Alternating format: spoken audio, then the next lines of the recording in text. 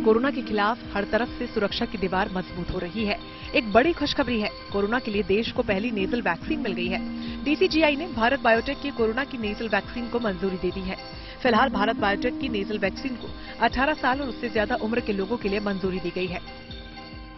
केंद्रीय स्वास्थ्य मंत्री डॉक्टर मनसुख मंडाविया ने ट्वीट कर ये जानकारी दी है। मनसुख मंडाविया ने अपने ट्वीट में लिखा कि कोविड-19 के खिलाफ भारत की लड़ाई को बड़ा बूस्ट मिला है। भारत बायोटेक के रिकॉम्बिनेंट नेजल वैक्सीन को आपातकालीन स्थिति में 18 साल से ज्यादा आयु वर्ग के इस्तेमाल के लिए अनुमति दी गई है। केंद्रीय स्वास्थ्य मंत्री के ट्वीट से ये जाहिर है कि देश को पहली स्वदेशी नेजल वैक्सीन मिल गई है। नेजल वैक्सीन की खास बात यह है कि ये वैक्सीन बेहद सुविधाजनक है और प्रभावी तकनीक इसमें है। सुविधाजनक इसलिए क्योंकि इसमें इंजेक्शन की जरूरत नहीं होती, सीधे नाक में 2 बूंद डालनी है।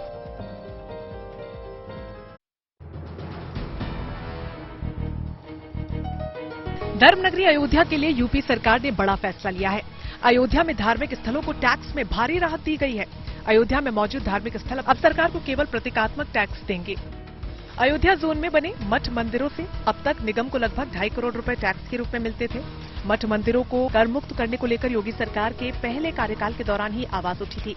इसके बाद मुख्यमंत्री योगी आदित्यनाथ ने मठ मंदिरों और अलग अलग संप्रदाय के धार्मिक स्थलों को कर मुक्त करने की घोषणा की थी। अब अयोध्या नगर निगम ने इस पर अमल करते हुए नया नोटिफिकेशन भी जारी कर दिया है। इस नोटिफिकेशन के बाद अयोध्या नगर निगम के दायरे में आने वाले मंदिर, मठ, आश्रमों के साथ मस्जिद, गुरुद्वारा और चर्च भी अब से केवल प्रतीकात्मक टैक्स ही अदा करेंगे। यही नहीं बल्कि उनका अब तक का बकाया टैक्स भी माफ कर दिया जाएगा।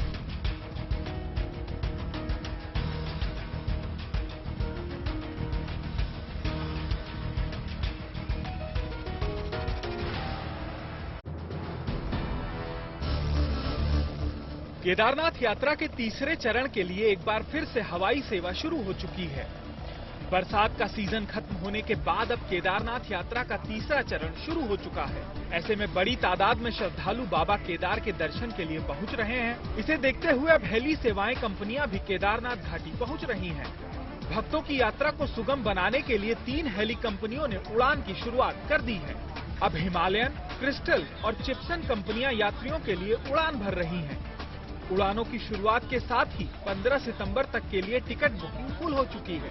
6 मई को बाबा केदारनाथ के कपाट खुले थे और 2 महीनों की यात्रा में भारी संख्या में यात्री केदारनाथ धाम पहुंचे थे। केदारनाथ यात्रा में अब तक 10,65,000 यात्री बाबा केदार के दर्शन कर चुके हैं।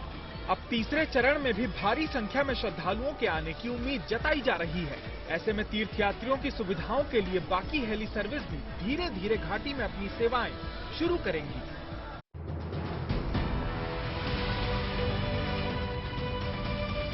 जम्मू कश्मीर के अनंतनाग इलाके में सुरक्षा बल को आतंकियों के खिलाफ बड़ी कामयाबी मिली और उन्होंने 2 आतंकियों को मार गिराया।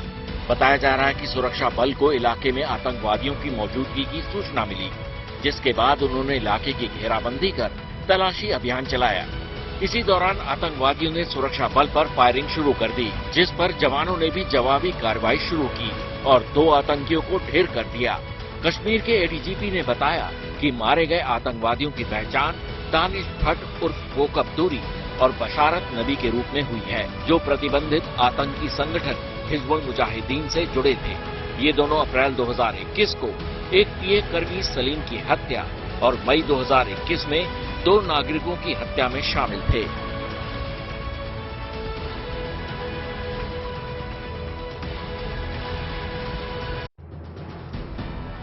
हजारों फीट की ऊंचाई पर हिमालय की गोद में बसे सियाचिन सेक्टर में ये खेत, ये सब्जियां, ये क्यारियां डीआरडीओ की बदौलत हैं। इस तरह भारतीय सेना के लिए गोला बारूद और हथियार के साथ ताजी हरी भरी सब्जियों, फलों का भी इंतजाम किया जा रहा है। लद्दाख के सफेद रेगिस्तान में जहां सर्दियों में तापमान -25 डिग्री से नीचे चला जाता है, वहाँ ऐसी सब्जियां उगाना चुनौती के साथ साथ हैरत अंगेज भी है। लेकिन डीआरडीओ की पहचान ही चुनौतियों का सामना करके अपने लक्ष्य को हासिल करने की है। अब चाहे वो सैन्य हथियार हो या फिर बाग बगीचों वाली रिसर्च। आपने कम ही सुना होगा कि लौकी जैसी सब्जी भी 16,000 से 18,000 फीट तक जो ऊंचाई वाले इलाके लद्दाख में है, उन पर उगाई जा रही है। यहाँ उगने वाली हर सब्जी और फल की अपनी एक अलग खासियत है। इन्हें विशेष तकनीक के साथ उगाया जा रहा है।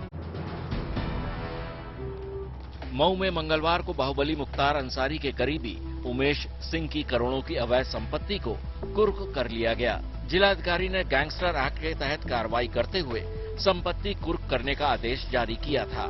जिलाधिकारी के आदेश के बाद उमेश सिंह की संपत्ति को ढोल नगाड़े बजाकर और पुलिस के द्वारा माइक से अनाउंस करा के कुर्क किया गया। मऊ जिले के लक्सी क्षेत्र के भुजौटी में बने उमेश सिंह के 2 मंजिला मकान को कुर्क करने की कार्रवाई की गई। जमीन और उस पर बने 2 मंजिला मकान की कीमत 46 करोड़ रुपयों से ज्यादा है। प्रशासन के मुताबिक उमेश सिंह ने अवैध रूप से अर्जित धन के द्वारा ये प्रॉपर्टी बनाई थी। आरोपी उमेश सिंह पर जिले के कई थानों में कई आपराधिक मुकदमे दर्ज हैं। जिलाधिकारी महोदय मऊ द्वारा दिनांक 6/9/2022 को ये कुर्की का आदेश दिया गया था, उसका अनुपालन कराया गया है। कुर्की के दौरान असामाजिक तत्वों से निपटने के लिए भारी पुलिस बल की तैनाती की गई थी। लखनऊ के लेवाना होटल अग्निकांड के बाद अलीगढ़ में विकास प्राधिकरण सतर्क है। अलीगढ़ के सिविल लाइन थाना क्षेत्र के दोधपुर में बिना अनुमति के एक 2 मंजिला इमारत का निर्माण कराया जा रहा था। यहां नियमों की अनदेखी कर होटल बनाया जा रहा था। इस अवैध निर्माण की शिकायत स्थानीय लोगों ने अलीगढ़ विकास प्राधिकरण के अधिकारियों को दी। इस शिकायत का संज्ञान लेते हुए प्राधिकरण के अधिकारियों ने कार्रवाई की और इमारत को सील कर दिया गया। आरोप यह है कि इमारत के मालिक द्वारा प्राधिकरण की सील तोड़कर दोबारा निर्माण कराया जाने लगा। जब इसकी जानकारी अधिकारियों को लगी तो मंगलवार को प्राधिकरण के अधिकारी भारी संख्या में पुलिस बल के साथ मौके पर पहुंचे और दोबारा अवैध निर्माण को सील कर दिया गया। उस अवैध निर्माण को सील कराने के लिए मांग की गई थी पुलिस बल और मजिस्ट्रेट की, उसी के तहत ये कार्रवाई की गई है। प्राधिकरण के अधिकारियों के मुताबिक बिना अनुमति के इमारत का निर्माण कराने पर होटल मालिक पर कड़ी कार्रवाई की जाएगी। ये वीडियो गाजियाबाद की राजनगर एक्सटेंशन की चैम्प्स काउंटी सोसाइटी का है। इसके वायरल होने के बाद पालतू जानवर को लेकर पुरानी बहस नए सिरे से छिड़ गई है।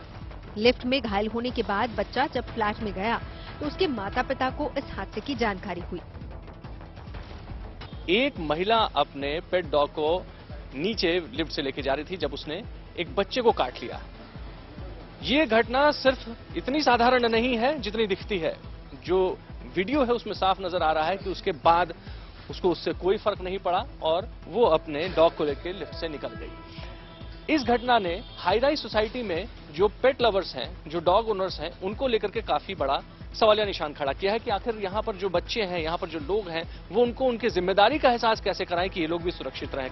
बच्चे के घर वालों की शिकायत पर नंदग्राम थाने में एफआईआर दर्ज हो गई है, जिसमें मौजूद सबूतों का हवाला देते हुए महिला के खिलाफ कार्रवाई की मांग की गई है।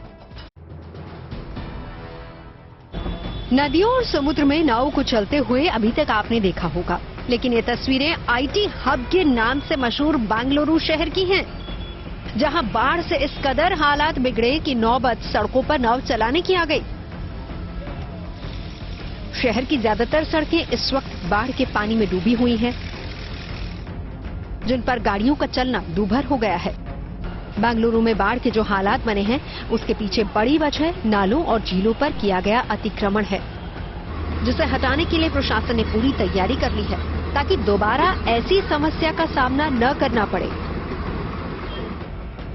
इतना ही नहीं, राज्य सरकार ने बाढ़ से हुए नुकसान से निपटने के लिए 300 करोड़ रुपए के राहत पैकेज की घोषणा की है, जिसके तहत सड़कों, ट्रांसफार्मर, बिजली के खंभों और स्कूलों जैसे बुनियादी ढांचों की मरम्मत का काम किया जा रहा है। मौसम विभाग ने अगले 3 दिनों तक बारिश का सिलसिला जारी रहने का अनुमान जताया है।